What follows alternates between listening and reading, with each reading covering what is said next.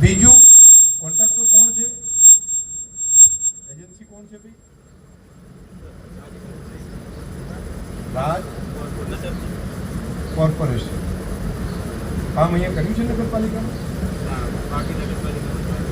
અહીંયા આગળ કોઈ તમારી પાસે એક પણ રૂપિયો માગે એજન્સીવાળા પાસે તો સીધો મારો કોન્ટેક્ટ છે. પણ કામમાં જો કોમ્પ્રોમાઇઝ કર્યું તો બ્લેક લિસ્ટમાં હશો.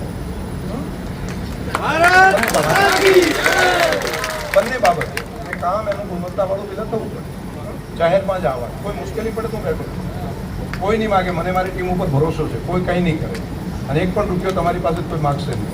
પણ તમે જો કામ ના કર્યું એ બીજે ક્યાંય નહીં કરી શકે.